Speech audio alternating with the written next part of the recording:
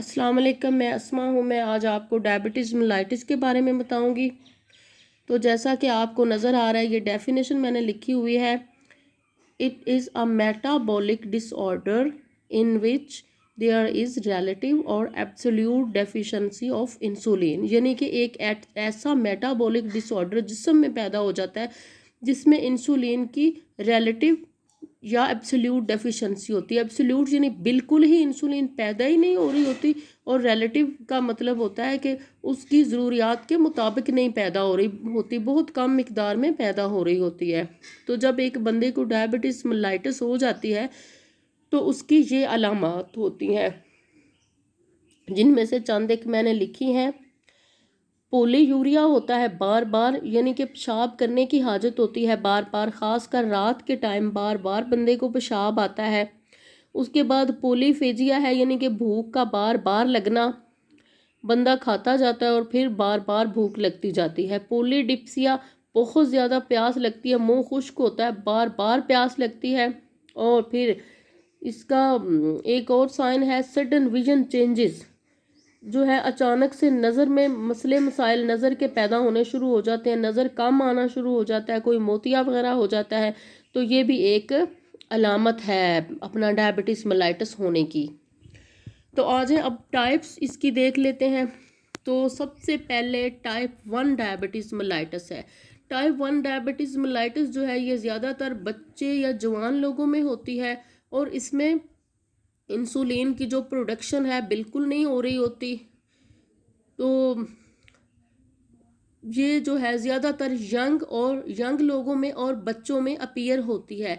इसके जो मरीज़ होते हैं वो बिल्कुल भी मोटे नहीं होते, जो आम तौर पे ये हमारा नज़रिया है, मिथ है एक लोगों के ज़हन में कि डायबिटीज़ का मरीज़ जो है वो मोटा होता है।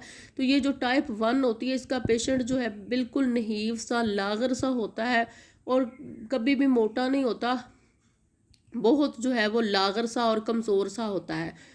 तो ये ज़्यादातर बच्चों में और जवानों में होती है। उसके बाद टाइप 2 डायबिटीज़ मेलाइटिस, ये जो होती है ज़्यादातर 40s के राउंड अबाउट होती है, ज़्यादातर मोटे लोगों में होती है। ज़रूरी नहीं कि ये हर मोटे बंदे को हो, लेकिन मोटापा जो है वो इसका सबब बन सकता है।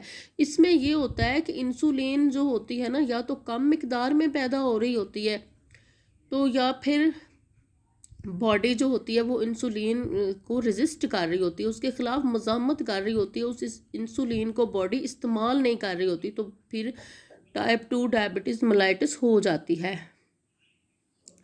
उसके बाद गेस्टेशनल डायबिटीज़, ये ख़वातीन को होती है हमल के दौरान, ज़्यादातर सेकेंड ट्राइमेस्टर में 24th वीक के राउंड अबाउट होती है। और अगर बाकायदगी से डॉक्टर का विज़िट करें वो ख़वातीन, अपना मुकम्मल चेकअप करवाएं, तो इससे जो है चांसेस होते हैं कि मज़ीद जो है मुस्तकबिल में उन्हें डायबिटीज़ मेलाइटिस ना हो। लेकिन फिर भी जो 20 से 50% ख़वातीन होती हैं, उनको जो है गेस्टेशनल डायबिटीज़ वाली ख़वातीन जो होती हैं, उनसे 20 से 50 तक को चांसेस होते हैं कि मुस्तकबिल में उनको डायबिटीज़ टाइप 2 जो है हो जाए।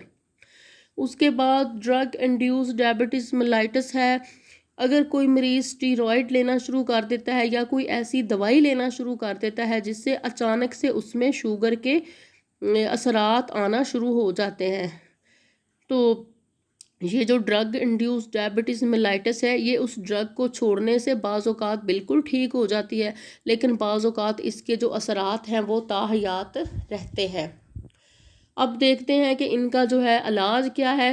तो जो टाइप 2 डायबिटीज़ है, डायबिटीज़ मेलाइटिस है, इसके लिए काफ़ी सारी होम रेमेडीज़ हैं, जैसा कि वॉक करना, और अपनी खुराक में से जो शुगर वाली चीज़ें हैं, जो मिठाइयाँ हैं, जो घी और चिकनाइयाँ हैं ज़्यादा मिकदार में, उनको बंदा छोड़ दे तो काफ़ी हद तक डायबिटीज़ टाइप 2 पर काबू पाया जा सकता है।